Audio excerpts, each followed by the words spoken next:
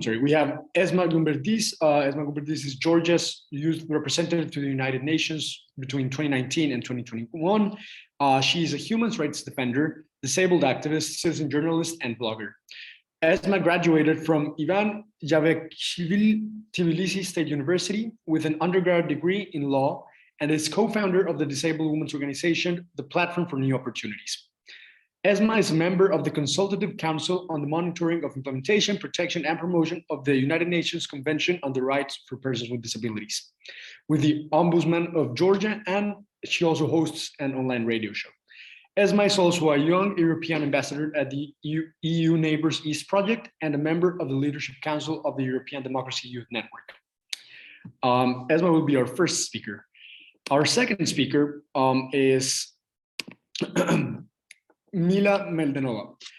Mila Meldenova is a medical student enrolled at the Faculty of Medicine at the Cyrili and Methodius University in Skopje. She is a founder and vice president of Youth Empowerment Association and a scholar of the German political think tank Foundation Konrad Adenauer. Currently, Mila is the Erasmus Plus student coordinator at the Faculty of Medicine and a community mobilizer as part of a project Support to Electoral Reforms in North Macedonia. Mila has extensive experience organizing and taking part in numerous national and international initiatives. So thank you, Esma and Mila, for joining us today. I think we can jump straight into the questions now.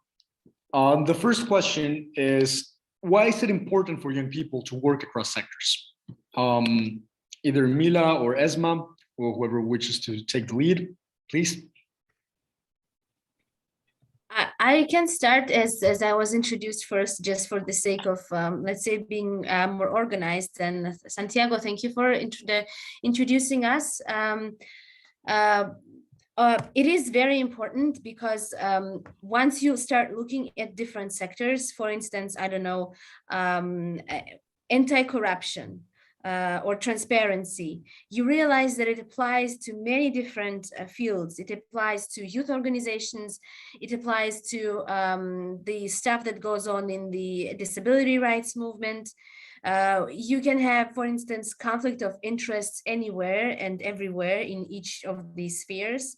And this is why it's not possible to like completely, let's say, separate oneself from everything else and work only on one focus, because first of all, we also have different and multiple identities. Yeah, we at the same time, for example, we can be young people, women, and people with disabilities. We also can be those living in conflict affected areas and so on. So, I mean, we can belong to ethnic or religious minorities in the country and all other different identities. And therefore, of course, again, working on only one of these is not possible. Then we also can have different needs, right? It could be education, employment, social protection, healthcare. And even if you work on one of these groups of people, you will have to address different issues that these people face. So, finally, we all are citizens of our countries. So we all are affected, maybe differently and unevenly, but still we all are affected by big things that happen in the country, things such as political instability, wars, or natural disasters. Thank you so much, Esma. Yeah, that pretty much covers a lot of the different dimensions of why working across sectors is relevant. Mila, what do you think? Do you have anything else to add? And also, I would like to put for the next another question is, how do you think politics intersect with this, and how do politics connect to other issues that young people care about? Thank you, Santiago, for the wonderful introduction. And I have to agree with my colleague Esma.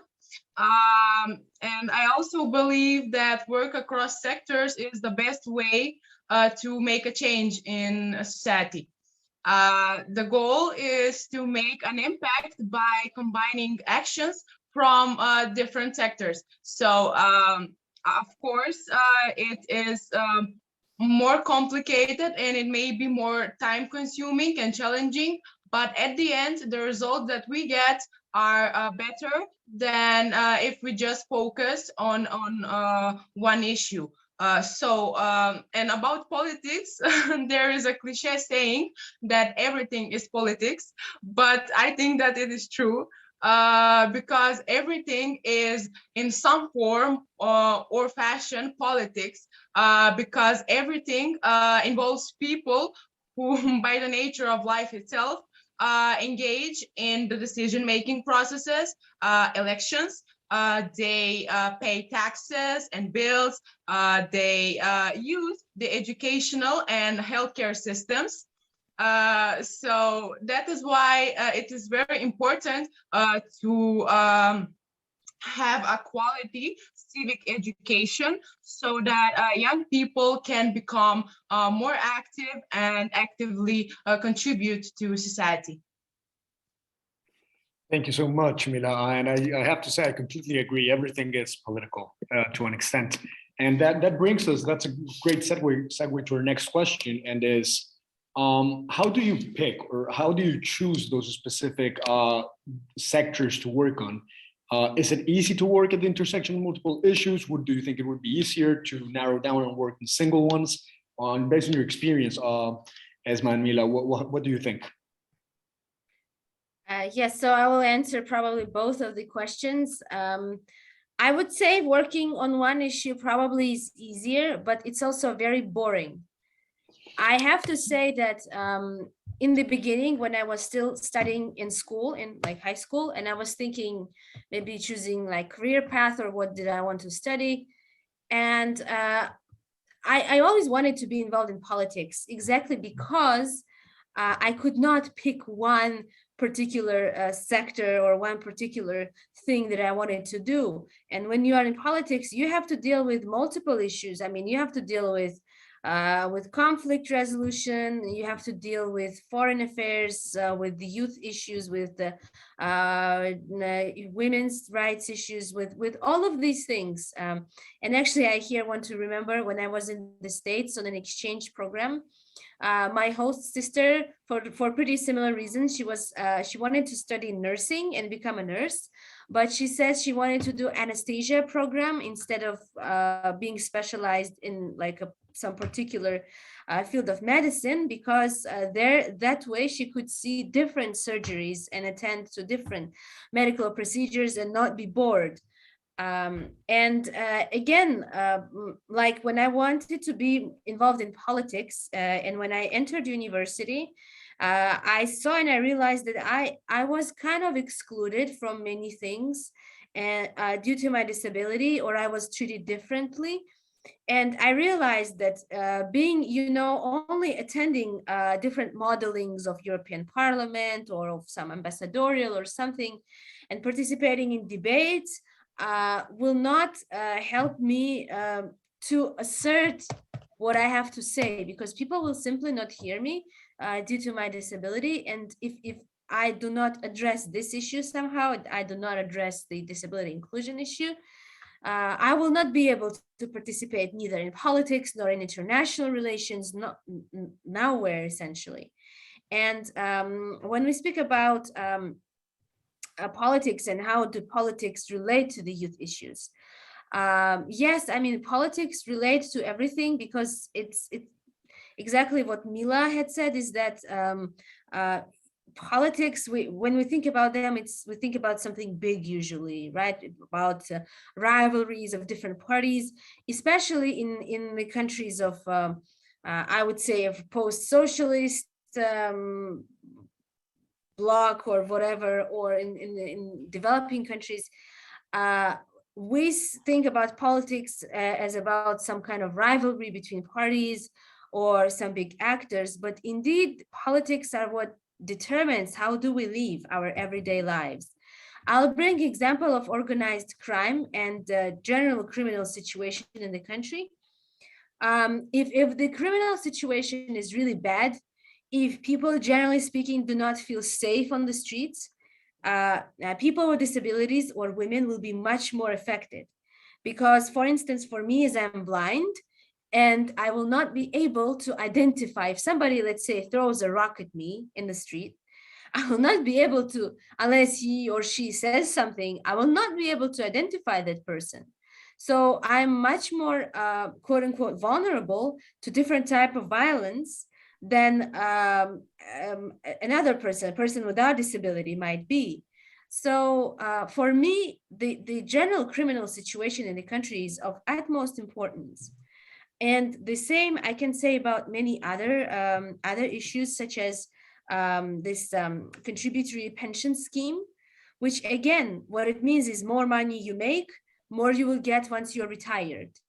But the thing is, when the women who are usually responsible for home, for children, for childcare, and who earn less because of glass ceiling, because they usually are not being promoted, and so on, these women will end up with almost nothing when they get older. So this system that is, on its face, it's neutral, but it also will affect people with disabilities greatly, because we have much lower employment rates than the mainstream population does. So politics is really everywhere. And I mean, of course, again, in the worst situation, if there's a war, then everybody is affected. So yeah. Great. Thank you so much, Esma. That's an extremely valuable insight. And yeah, Mila, any ideas to contribute to that? Yes, well, I think that it is definitely not easy to work at the intersection of multiple issues, but same as Esma, I'm the kind of person that hates being stuck at one place in life. So when I finished high school, I was kind of on a crossway, which faculty to choose, where to go, and because I've always loved medicine, but also I've always loved politics and being active and engaged in the society. So I was like, okay, I can't be a doctor and heal people with law school or political school, but I can be a politician with medical school. So that is why I kind of combined the two things that I love into one, and I proceeded a career in medical school, and I'm also active in the society, joining different programs and initiatives. I don't know, and that is it. Maybe we can move on to the next question. Sure. Yeah, thank you, Mila. And just overall, it's amazing the level of effort that it takes to combine such what people usually think as separate fields, no? But as Esma mentioned, everything is related and everything has its political dimension. So it's always important to highlight that. Thank you so much each for your answers. Just as a small comment, so that we are able to cover most of the questions, let's try to keep it interventions to less than 2 minutes. And that being said, the next question, what do you think, based on your experiences, which have been the most important challenges when working across sectors? And how did you overcome these challenges? Esma, why don't you take this one? Before I answer, I just want to add also two points to the previous question, because these are things that actually ongo right now in Georgia. And one of them, and both of them are actually concerning corruption and elections, and how do these things intersect with disability and with other different issues. And the first is the targeted social assistance that we have in the country. Recently our government announced that those people who are receiving this but are capable of working should be actually given jobs and should work. The only thing with this idea, again, is that if it's not done with the proper consultations, we again might leave out a lot of people. For example, the single mothers who have little children. How are they supposed to work if the kindergartens keep children only until 5 p.m., for example, and most of the jobs really here require overtime working. Again, and with disability related, I want to also add is that currently we are restructuring our disability evaluation system. so that it would be more individualized and everybody would get assistance that he or she needs based on individual assessment, which is great. But again, if the country is corrupt, today, for instance, we have a lot of claims that people are threatened that they will be stripped of their targeted social assistance if they do not go and vote. And this implies that they should vote for a ruling party. And if they don't, that they will be stripped of this assistance. With disability benefit for now, if you have a medical diagnosis, like it's kind of cut in stone, right? You have this diagnosis, which is harder to fake. Then you get this much benefit. But if this will be individualized based on your social needs, that will mean that some individual will have to assess you, and this will be which will be much more subjective.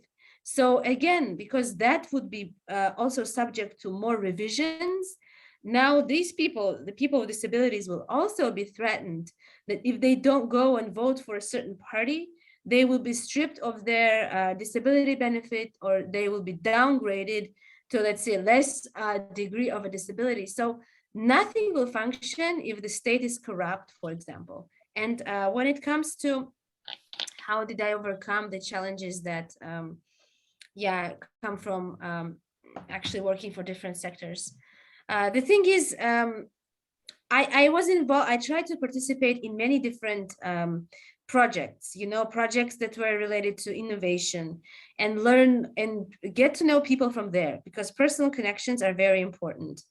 I got interested in peace building, and I met some people who work in this sphere, who work with conflict affected areas. And that's when I had a case when a blind woman was not able to be enrolled at a university, and she was living on the conflict affected area.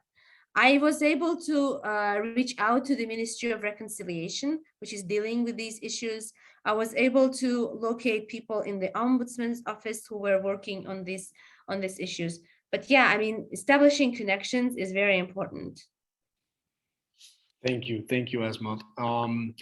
How about you, Mila? Which are the main challenges that you have encountered in your experience, and how have you been able to overcome them?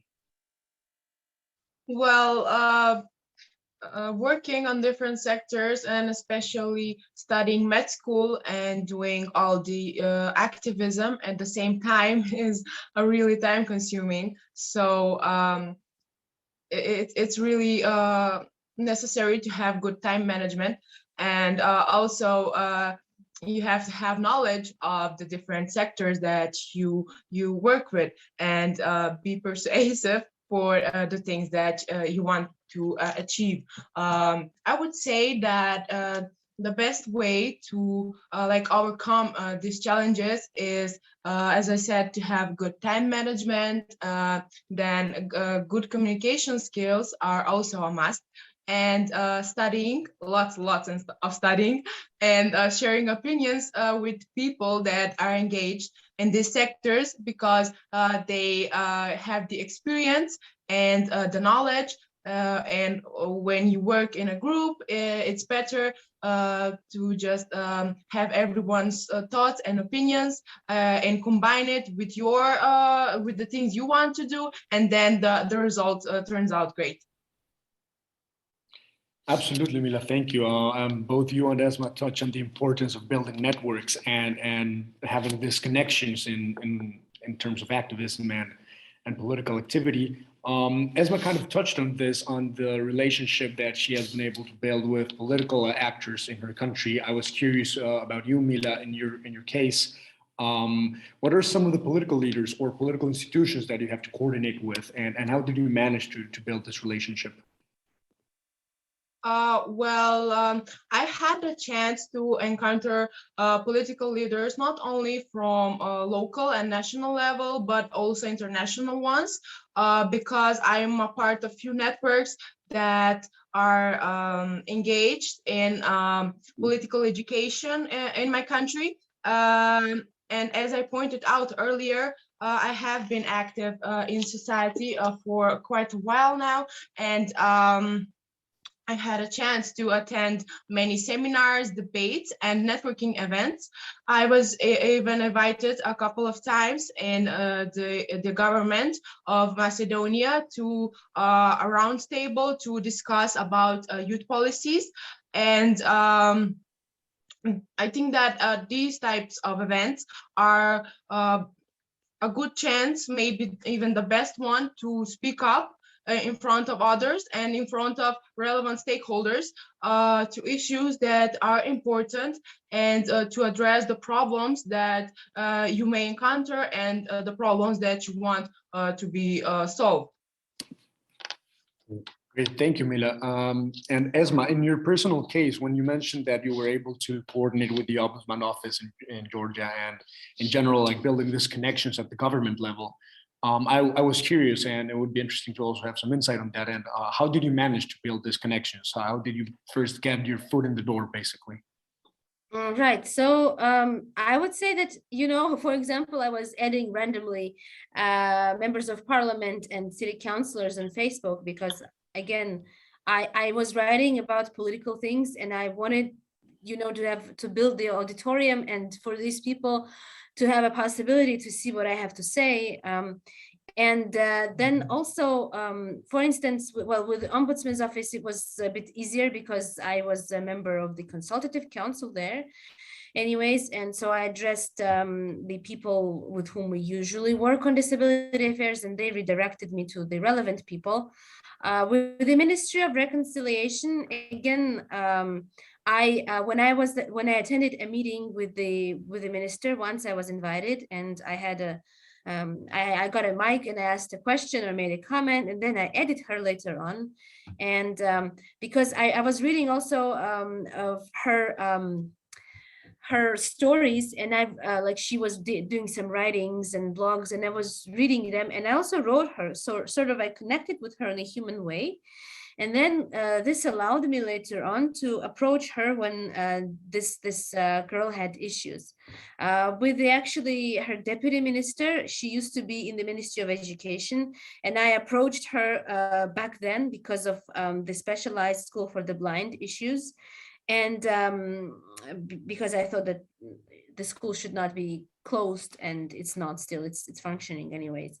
And actually, it was funny how I caught her. I found out from some fellow activists that there would be events in which the Minister of Education will be present. And I just walked in that hotel in that day. And it was normal because some people probably recognized me because I am generally attending different events. So nobody really prevented me from attending. And she was there, the deputy minister was there instead of the minister. So once she finished up speaking, I asked my mother to bring me to her. And we essentially caught her on the hallway when she was speaking with someone else.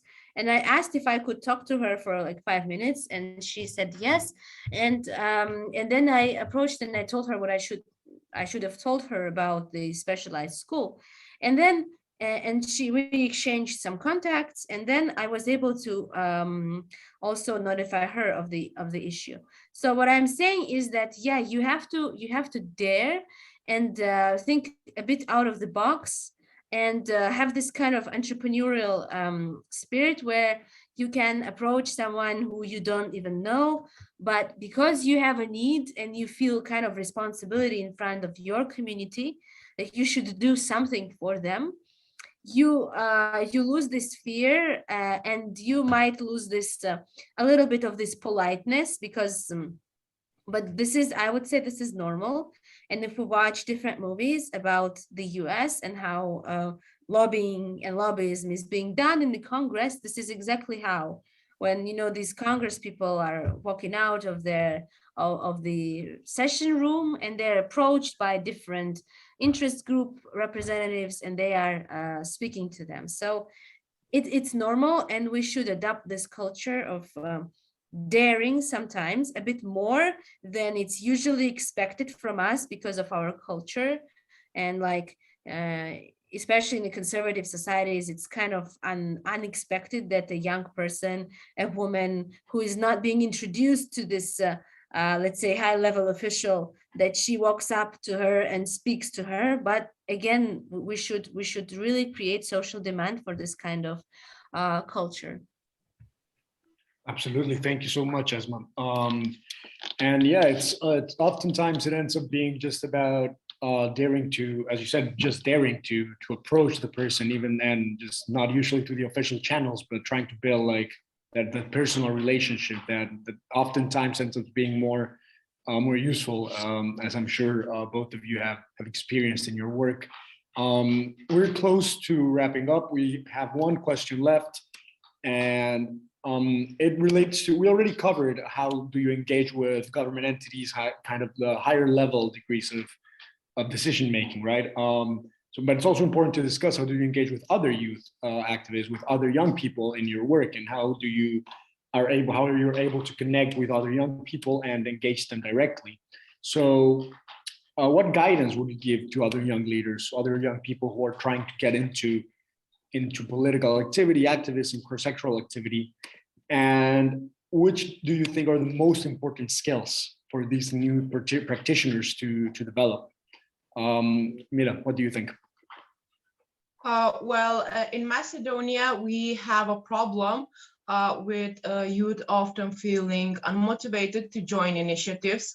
And I think that it is mainly because they feel that they have nothing to contribute, or that their opinion won't matter. And I think that the best approach is to involve those young people in the decision-making process, and then listen to what they actually have to say. And not only listen, but try to implement their ideas and solutions to some problems in government policy. I think that it is the best way to set an example and also motivate other young people. Because when they see that their ideas and their suggestions have actual practical results, other young people will be also motivated to do the same thing. And about the other question, what are the most important skills or skill? I think that it is actually a set of skills. You have to have empathy. You have to have problem-solving skills. You have to be creative to find random solutions to even more random problems. You have to have the ability of active listening. Of course, confidence is a must. Good communication skills, accountability, and of course, maybe the most important thing is motivation. If you have motivation, you can do amazing things. Absolutely, completely agree with you, Mila. Motivation it's key, especially when we face complex circumstances that we don't tend to see fast results. Motivation is extremely relevant. Esma, in your experience, what do you think and what would you recommend?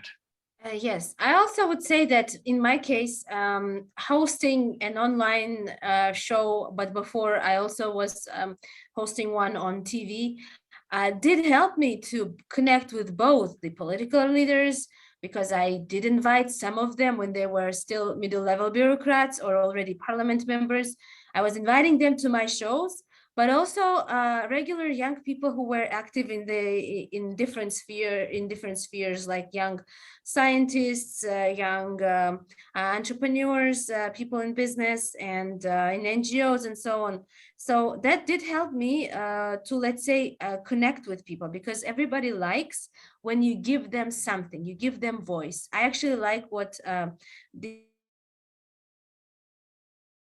usually and often saying is that people are selfish, and it's normal. We cannot completely deal away with that. But the best thing is when, and politicians also are selfish, and the best thing is when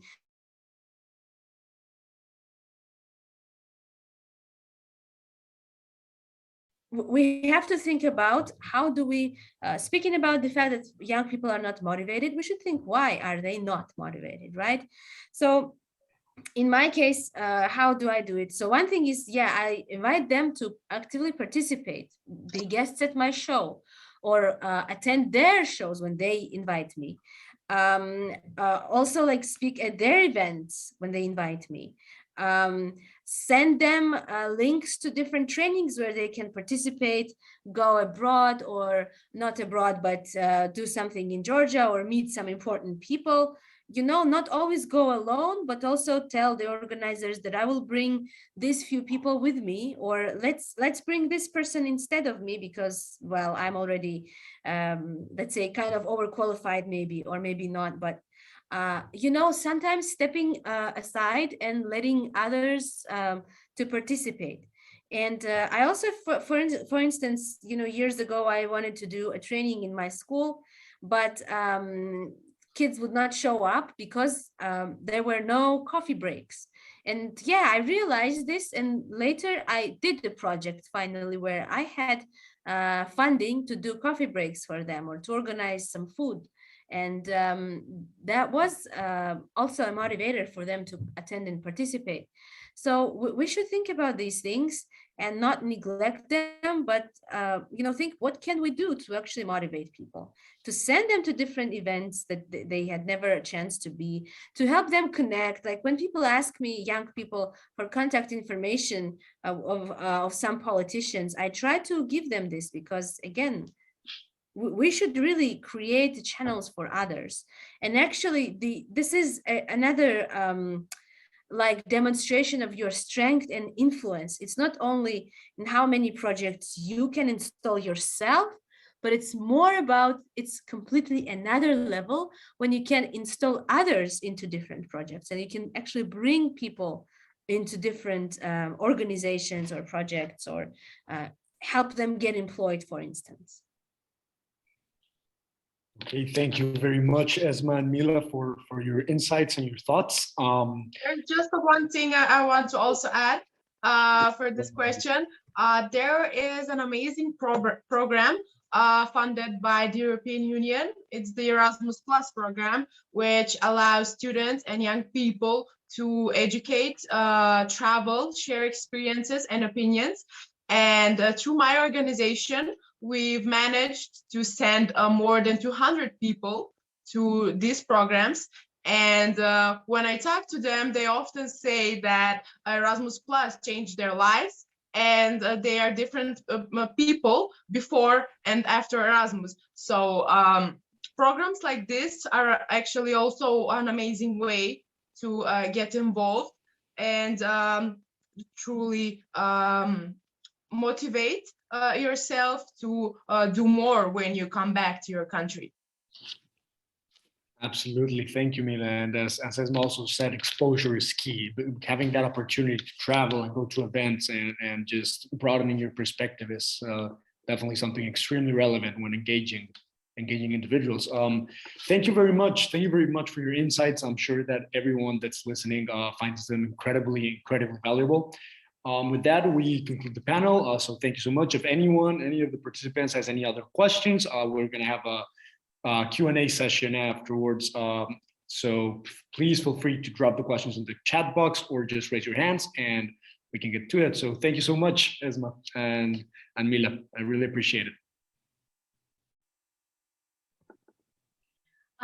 Thank you so much, Santiago, Esma, and Mila, for your insightful panel discussion. And I'm really glad to hear about Mila and Esma. I'm really glad to know that you both have worked with the political leaders and made some changes for your country. And also, as Esma said, it's really interesting to work in a cross-sectoral issue, but as Mila said, it's really challenging, especially when it comes about time.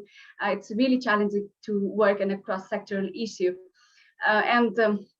Yes, the panel discussion was very insightful, and thank you so much for Santiago, Mila, and Esma.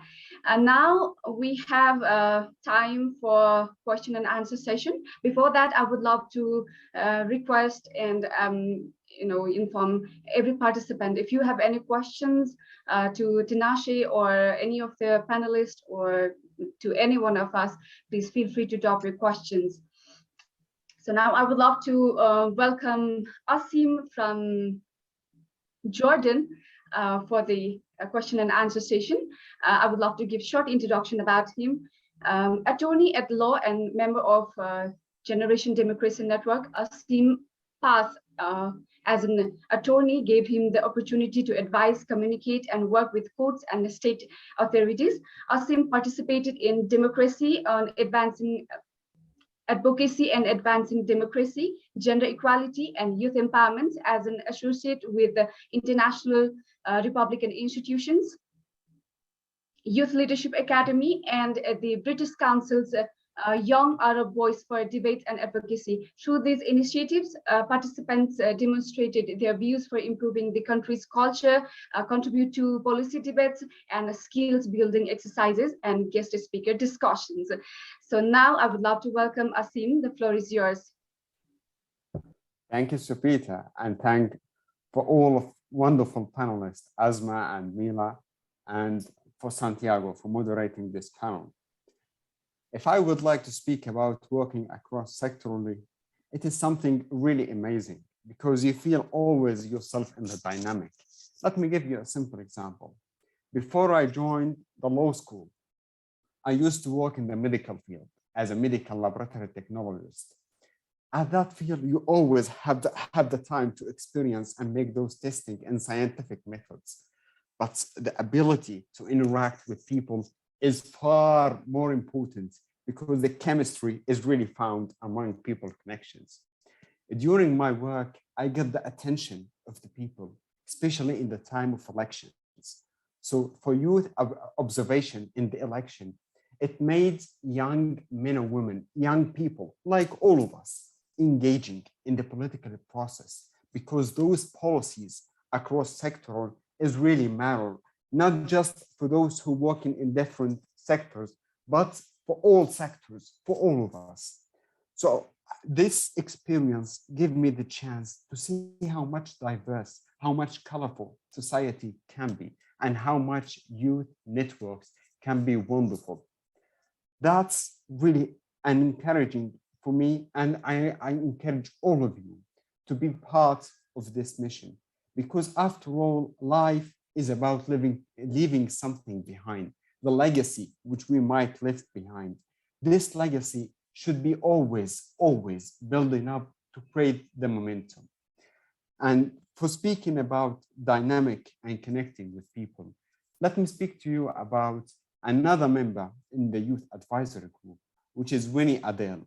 Winnie, which is joining us from Uganda. Winnie is a graduate in information and communication technology. She is working as a youth advocate and helping young women and girls' well-being, which is something really encouraging. She's even having an award for International Youth-Led Africa for an initiative called 40 Under 40. So you can see it's no difference across this globe.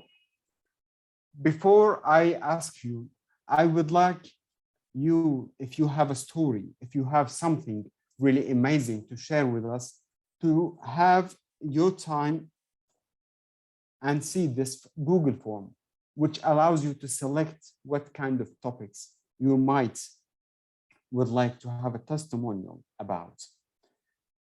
Feel free to unmute yourself, speak verbally, or join us in the chat. If you have the ability, make your video on, and I would love to hear your questions in this part. Let me see from Eliana. Eliana, she have a question. What are the best practices youth leaders need to remember to make youth advocacy effort inclusive for large groups? I would repeat the question again. What are the best practices youth leaders need to remember to make youth advocacy effort inclusive for large groups? Subita or Timashe, if you would like to answer this question, please join. Sorry, could you repeat the question? It was breaking. The question is, what are the best practices youth leaders need to remember to make youth advocacy effort inclusive for larger groups?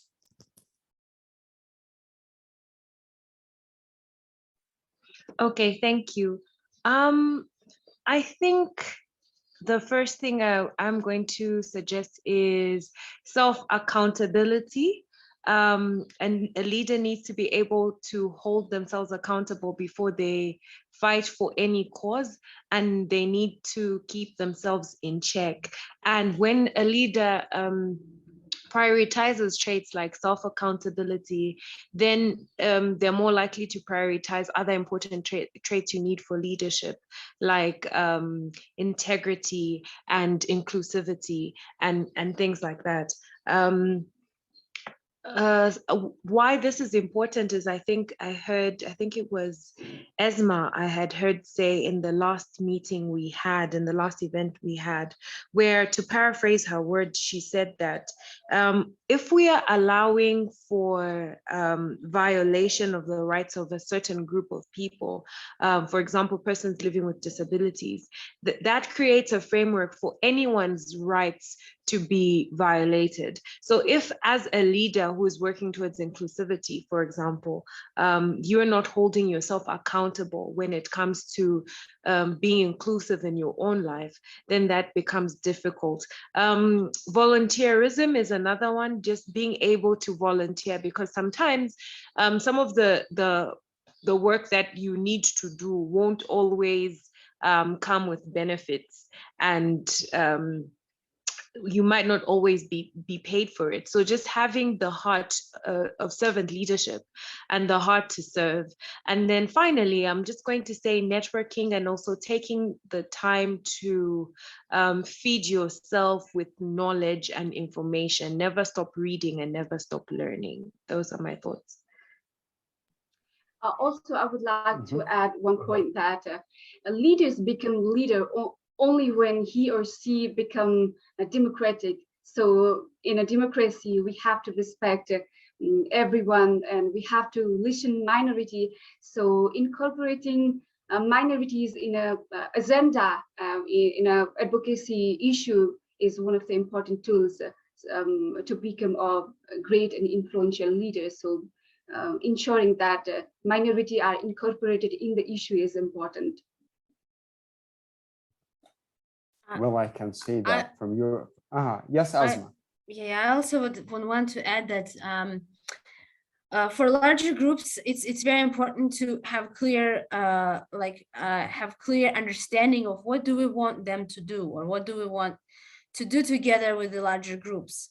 Also, we should understand that the larger groups are never homogeneous, that there are will be people or representatives of different like smaller groups with different needs.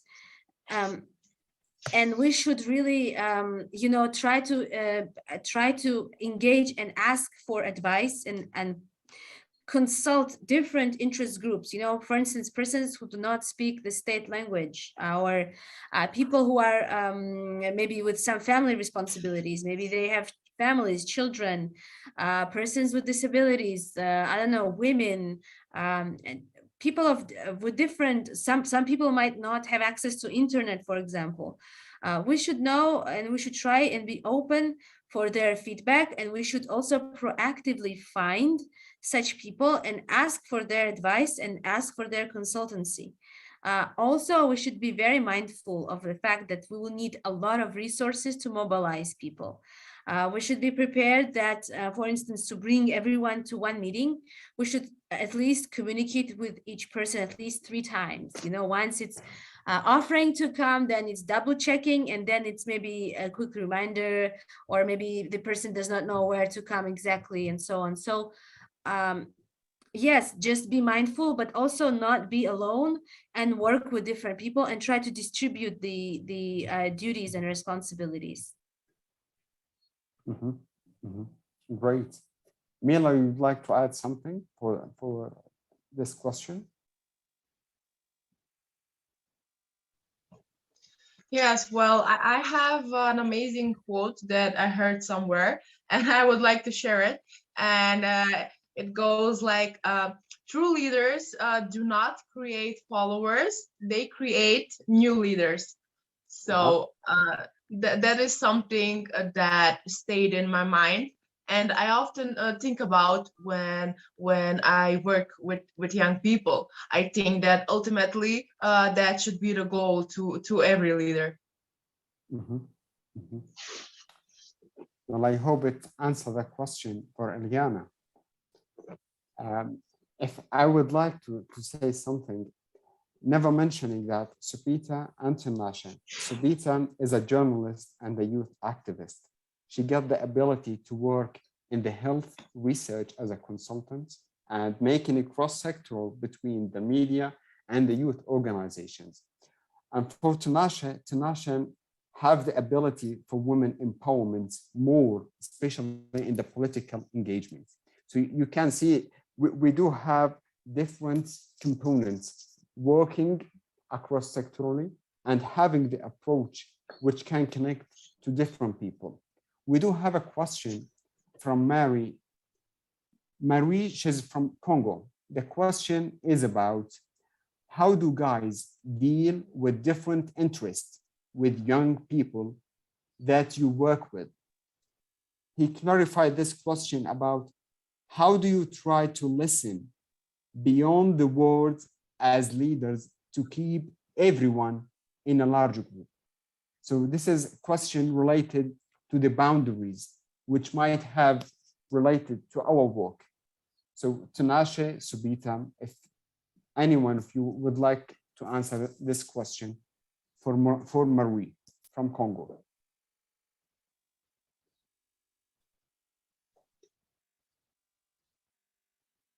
I can start. Working with young people, particularly those young people actively involved in politics, is a lot about managing expectations. So people have different expectations, and sometimes conflict comes or arises from expectations not being met. So the first step is to first of all know what these expectations are, and you can then strategize and think of creative ways to ensure these expectations are met, or you can then openly communicate whether or not these expectations will be met, and these people then can sometimes decide to not have those expectations met or to leave, because sometimes that's what happens. And then the second thing is always focusing on what unites you, always focusing on the common thread. I will give you an example of when we co-founded Center for Young Leaders in Africa. It was different young people with different political ideologies at a time when the country is polarized and no one is getting along in the political sector. And it was about disagreeing and having disputes, but still being respectful to one another, but then also looking at the common goal and the common problems that we all had. Many times we do not have synergy because we are fighting with people that should be our allies. So rather than us collaborating and getting the best out of everyone, you now turn allies into enemies. And there's the common adage that says, divide and conquer. When people are divided, it's much easier to conquer that group of people. So it's just the focus on the common goal. And then lastly, what I'm going to say is also there is a benefit in diversity. So finding that diversity, because sometimes conflict arises from different schools of thought. So maybe let's say someone believes in enhancing and protecting the environment and sustainable development, and the other person is only thinking about today. So it's about finding a way to marry these things and sometimes having the conversations that will then enlighten the other person. I hope that this is a helpful response. Thank you. Mm-hmm. Also, I would like to add one point. I would love to give an example of the website. In every website, let's say most of the website, there is an option called FAQ, frequently asked questions. So most of the interest of the youth is general, just like the FAQ, 10 or 12 generally expectations, and some of the youth might have different expectations. So if that is a general expectation, maybe addressing in a mass is okay, and if that is exceptional, maybe sometime we need to give our personal time. We need to, personally guide or listen their voice. Maybe that would help connecting more with the young people. Yeah, that's from my side. I also would like to add that the very useful principle in peace building in general and, managing the conflict situations is, well, first of all, again, openness, that it's better when people know that they can approach you and tell you what they really think before it really gets out of control and their emotions get really bad. But also another thing is when we try to be in a diverse setting, we should say this framework that expect the best from everyone and anyone unless it's proven the otherwise, right? So it's like there is a presumption of innocence, right? So the person is considered innocent before the let's say court or competent authority has proven otherwise. So it's the same here, that we should believe that people are acting in their good faith, yes, so that they mean well, unless it's really proven the other way around. Yeah, so so for instance, I don't know, somebody steps on our foot, yeah, physically. The first thing should not be that we think, oh, she stepped on my foot because like she doesn't want me, she wants to hurt me. Yeah, that should not be the first thought we have. The first thought, it should be that probably like she didn't see me, or something happened, or was distracted, or whatever. So that way, maybe it's not true, but it will help us to let's say sustain peace for some time at least, and prevent many conflicts. Mila, would you like to add something? Yes, well, I think that besides listening, also being able to make compromises, it's really important because when you work in larger groups, of course, that people will have the different needs, but you try and manage to take everyone's opinion into account, and then try to compromise in order to take the best solution possible that will fit almost everyone. At least no one will be frustrated by that decision. That's the goal. Okay. So as you can listen or see, Mary, you have really a colorful answers from different women and practitioners, which is really something hopeful and makes someone optimistic about the work which he or she is doing. So Subita, I would like to ask you a question related to the media. How did you find working in the media, especially with your different expertise? How can you work across sectoral and related to the media? If you would like to share your experience. Thank you so much, Asim, for your wonderful questions.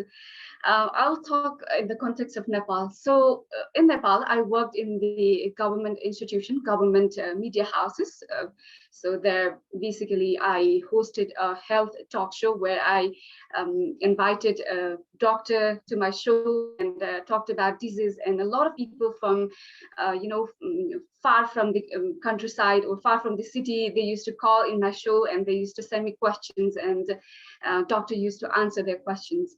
So with this network, with this platform, I could connect with the more people. They used to get attracted with me, I'm a media person. That's how I used to get connected with them. And I was more, I was more, how do I say, people used to listen me more because I was a kind of celebrity, let's not say big celebrity, but a TV person for them, and they used to listen me more. My voice is Due to this reason, whatever opinion I have or whatever reason I give, I was able to share with the young people and create a network and implement that in their community. So being in the media is really interesting, and media actually added, give much more enhancement to my work. That's how my youth leader journey has been, kind of good in my country. So it's no difference that media can make anyone working like a celebrity, especially if he or she would like to address a problem or an issue in his or her country. I would also add that media skills, honestly, are needed in every profession today, in really every single issue that we might be thinking about. And it's because, for instance, I was involved as the Young European Ambassador in spreading awareness about the EU and EU-funded projects and youth opportunities in Georgia, including Erasmus+, which Mila has mentioned, and many others, also the European Solidarity Corps and so on. And we were going to different regions and meeting young people and speaking there about our personal experiences, but also about these programs, about the EU. And I also had to get somewhat involved in the media literacy issues. And I found out that there's a lot of fake news and propaganda going around. And I also had to write, some articles about that and remember my experience with fake news and with what all of how things that we actually watch determine what do we think. Mila, if you would like to add something related to the media.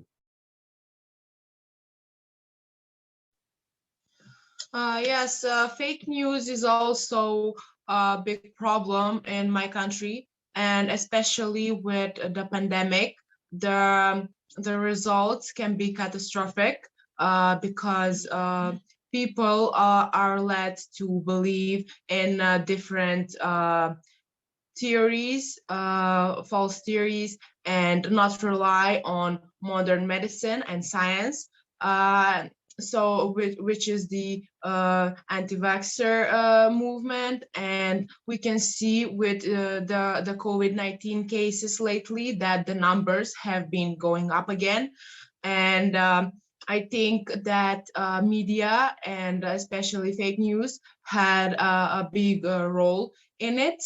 And that is something I'm trying to fight with my initiative that I'm implementing as part of the project support to electoral reforms. I am designing an innovative initiative to fight these fake news and produce different activities to raise awareness of the importance of vaccines in the prevention of infectious diseases, not only for COVID-19, but also for other diseases. So misinformation and disinformation, making this info media world is really a sort of complicated. Tinashe, in your country, Zambia, you did join the late election. Do you have any experience related to the media, especially you are in a part of a political party in your country?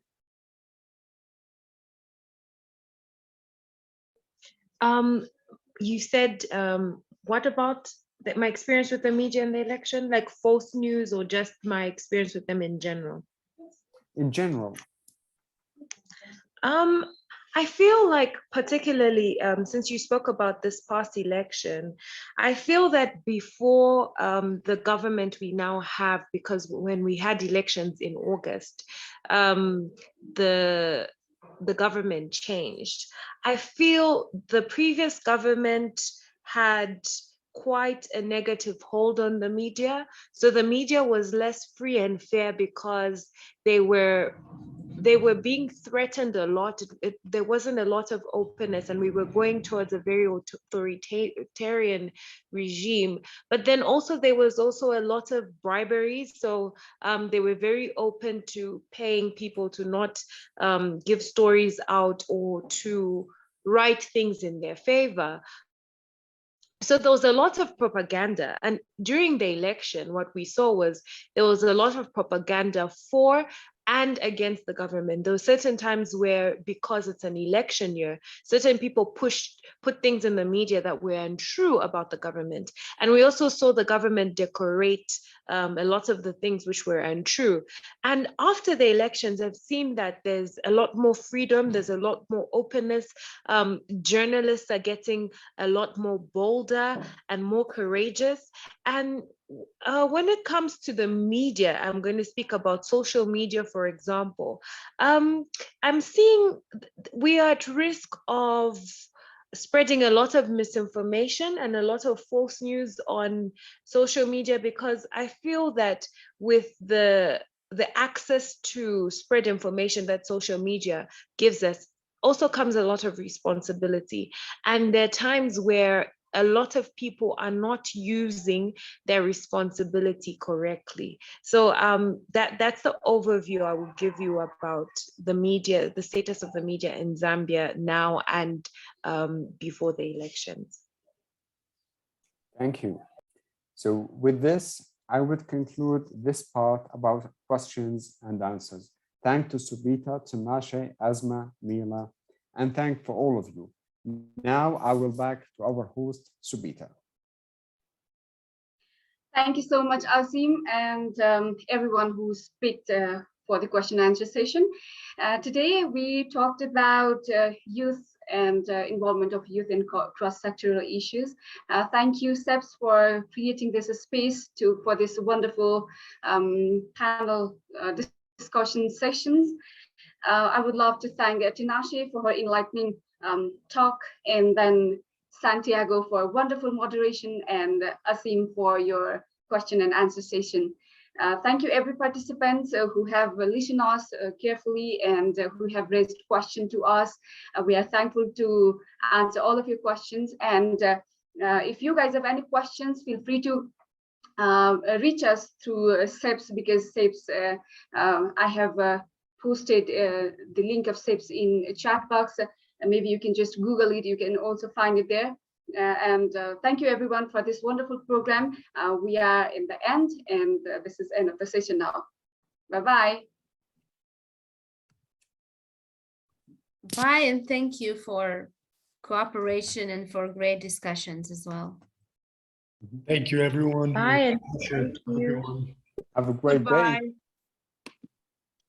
Bye-bye.